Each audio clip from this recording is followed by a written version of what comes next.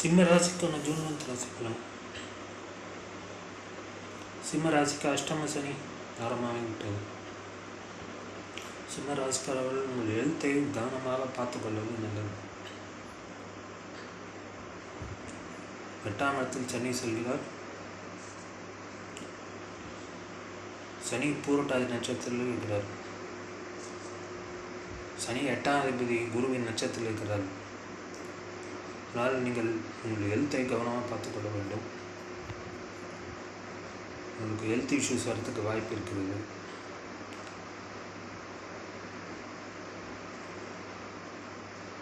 அடுத்து சனி உத்திரட்டாதி நட்சத்திரத்தில் செல்வார். உத்திரட்டாதி சனியோட நட்சத்திரம். உத்திரட்டாதி சனியோட நட்சத்திரம். இப்போ உங்களுக்கு ஹெல்த் இஷ்யூஸ்னால் வரத்துக்கான வாய்ப்புகள் அதிகம். தேவையில்லாத மருத்துவ செலவுகள்லாம் வரும். சனி 3ஆம் பார்வையை 10ஆயிரத்தை பார்க்கிறார். அதனால் உங்களுக்கு தொழிலில் பிரச்சனை வரும், உத்தியோகத்தில் பிரச்சனை வரும், மேலதிகாரிகள் தொந்தரவு இருக்கும். உங்களுக்கு மீன ராசியில் சூரியன் இருந்தால் மேலதிகாரியின் தொந்தரவுகள்லாம் இருக்கும் அதிகமாக. உங்களுக்கு சனி புத்தி நடந்தால் மேலதிகாரியின் தொந்தரவுகள்லாம் இருக்கும்.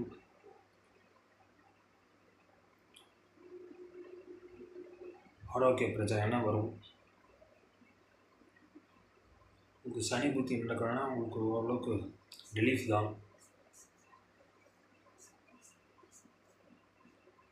சனி 7ஆம் பார்வை 2ஆம் இடத்தை பார்க்கிறார். ஸோ உங்கள் குடும்ப ஸ்தானத்தை சனி பார்க்கறதால பொருளாதார பிரச்சனையை வரத்துக்கான வாய்ப்பு இருக்கிறது. குடும்பத்தில் சண்டை சச்சரவுகளும் இருக்கும். சனி 10ஆம் பார்வை 5ஆம் இடத்தை பார்க்கிறார். சனி 10ஆம் பார்வை 5ஆம் இடத்தை பார்க்கணும். உங்களுக்கு குழந்தைகளால் பிரச்சனை ஏற்படும். குழந்தைகள் உங்கள் பேச்சை கேட்க மாட்டார்கள். குழந்தைகள் மூலம் அசிங்க அவமானம் சங்கடங்கள் மனக்கசப்பு உண்டாகும்.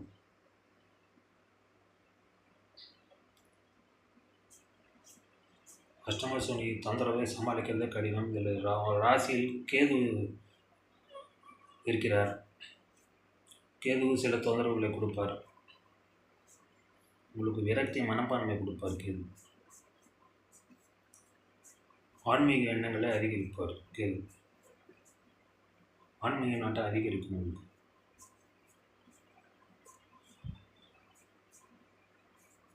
உங்களுக்கு கோயிலாக செல்லணும்னு ஆசைப்படுவீர்கள்.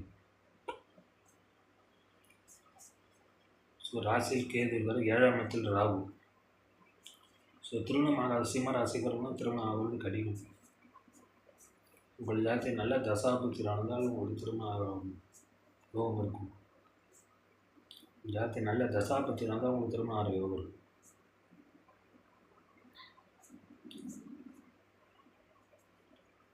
குரு பயிற்சி நன்றாகவே இருக்கும். குரு உங்கள் ராசிக்கு 11ஆம் இடத்தில் இருக்கிறார். 3ஆம் இடத்தை குரு பார்க்குறார். உங்கள் முயற்சி வெற்றியடையும். 5ஆம் இடத்தை குரு பார்க்கனால் குழந்தைகளால் பெரிய தொந்தரவு இருக்காது.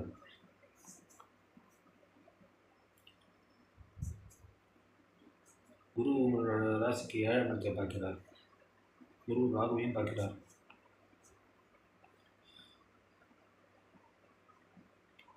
கடின முயற்சியால் திருமணமாகாத சிம்மராசிகளுக்கு திருமணம் ஆகும். 7ஆம் இடத்து குருவின் பார்வை இருக்கிறனால 7ஆம் இடத்து குருவின் பார்வை இருக்கிறனால திருமணமாகாத சிம்மராசிகளுக்கு திருமணம் ஆகும்.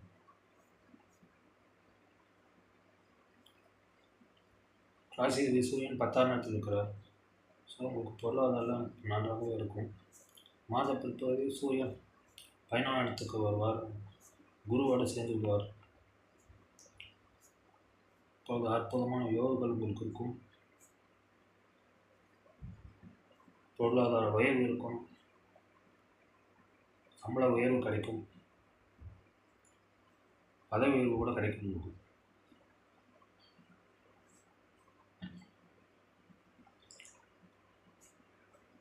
புதன் அந்த 14 புதன் ஆட்சியாக இருக்கிறார். ரெண்டாவது புதன் 11ஆம் இடத்தில் ஆட்சியாக இருக்கிறனால உங்களுக்கு வருமானம் நன்றாகவே இருக்கும். பொருளாதாரம் சூப்பராகவே இருக்கும். இப்போ மிதுன ராசியில் குரு, சூரியன், புதன்,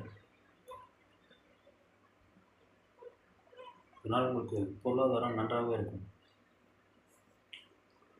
அதை பற்றி கவலைப்பட வேண்டாம். இந்த மாதம் நன்றாக இருக்கும் பொருளாதாரம்.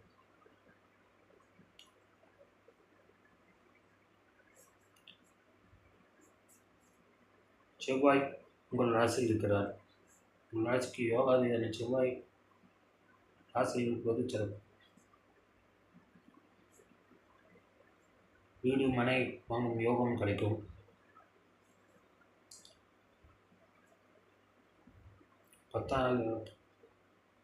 ஒன்பதாம் அதிபதி செவ்வாய் ராசி இருக்குன்னா உங்களுக்கு ஏதாவது நல்லது நடக்கிறதுக்கான வாய்ப்பு இருக்கிறது. அதாவது லேண்ட் வாங்கலாம், வீடு வாங்கலாம். செவ்வாய் 4ஆம் பார்வையாக விருச்சிகத்தை பார்ப்பார். உங்களுக்கு வீடு வாங்குற யோகம் இருக்கும், லேண்ட் வாங்குற யோகம் இருக்கும். சிம்ம ராசிக்காரருக்கு ஓரளவு நல்ல பலன்கள் இந்த மாதம் நடக்கும்.